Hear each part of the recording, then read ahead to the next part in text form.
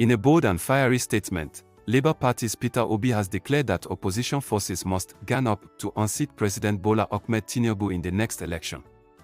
Speaking with passion and urgency, Obi reaffirmed his commitment to rebuilding Nigeria and holding leaders accountable. Mr. Obi, while speaking at the launch of a book entitled The Renaissance of the Obedient Movement in Abuja on Tuesday, described Nigeria as a crime which must be urgently dismantled. While lamenting the lack of compassion on the part of the government, Mr. Obi said Nigerians are being held hostage in their own country. We have a country that is unproductive. Instead of spending resources on healthcare and other critical areas, we use them to build and renovate houses that do not need renovation, said Mr. Obi. Today, we aren't at war, Nigerians are in refugee camps in their own country. The only reason is that we don't have a government that cares for the people. People are being killed daily, nobody goes to them. Now we must work hard to dismantle this crime scene called the country now.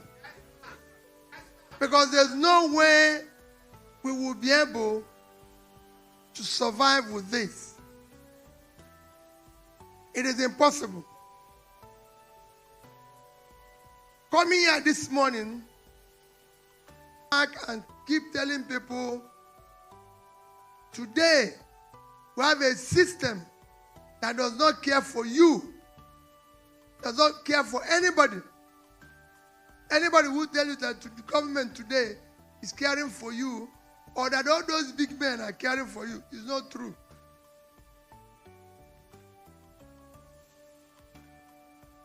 Otherwise, we have millions who are not in school. Otherwise, we don't have millions who don't know where the next meal will come from. Otherwise, we have, like you've seen in some of the things I've mentioned here, that any country, those in government are richer than those in business, is producing poverty. Because a simple definition of money is that it's the exchange of value. So when people are corrupt and stealing money, they're not giving any value back. So they are producing poverty. So we must use our money to purchase value. That is what we are lacking now.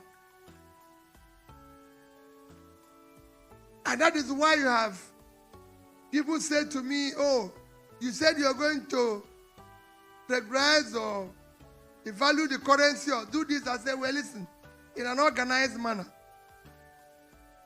Because if you remove the illicit money and the criminal money around, you will be able to get the value at the right space. But because everybody is stealing, pursuing the same dollar, nobody knows the rate. If I have stolen 1 million naira and I go to buy dollar, will I think about the rate? No. Because for me, it's still part of the stealing that I have. So give me any exchange. But if I'm going to exchange value, I'll ask, if I buy dollar this, will I be able to turn it around? But we have huge illicit money pursuing the dollar. So the rate is irrelevant. And that is what we want to dismantle so that it will work.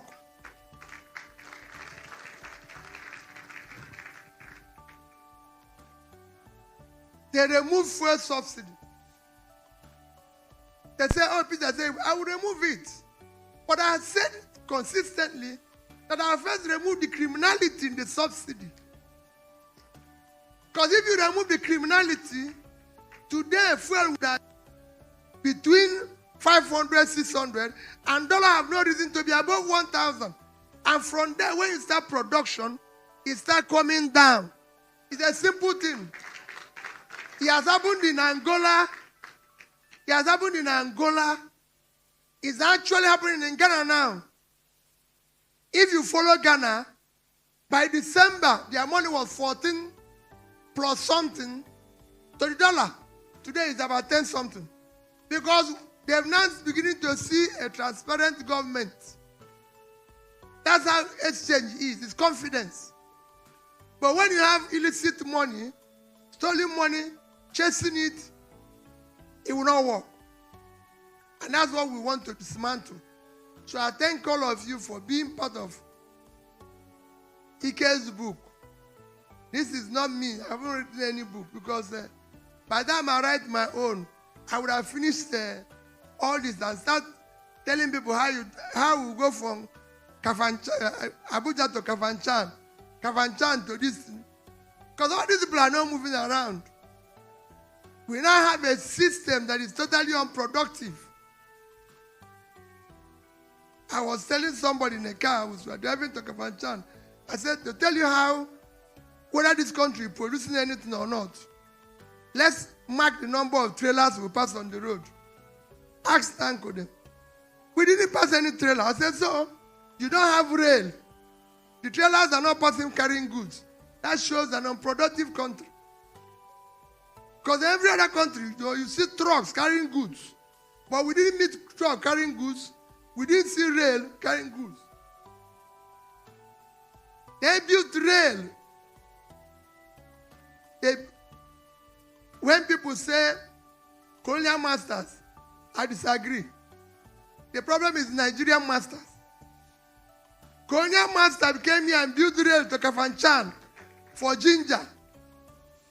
We destroyed it. He built rail for Kanu, rail to Medugri. Everywhere rail went before was source of agricultural product or manufactured product. We just shut it down because we were taking granite from Kanu. So where are those rails? They are not there. Trailers are not there. We are now hungry. And every day, people are begging for food. But we have land. Every day, land all over the place. So I thank all of you for being part of this. Let us continue to sacrifice. There's no shortcut to it. If we use shortcut, we will not get there. It is sacrifice. You've seen it every day. We must continue. At this stage, we are going to look for people all over.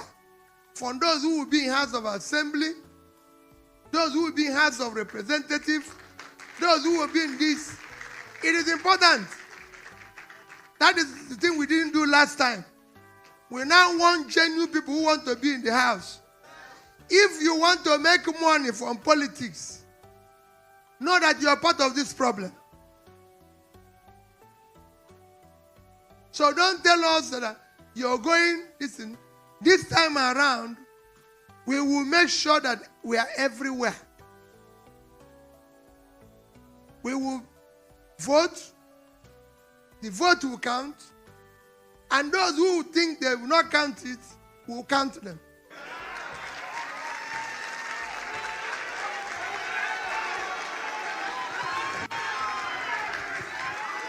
So, let's continue to sacrifice. There is no shortcut to it. If we use shortcuts, we won't get them. If you want to make money from politics, know that you are part of the problem. We need to fix this and make this country work, Mr. Obi insisted. What is your take on this? Drop comments. Subscribe, like and share your thoughts on the comment section.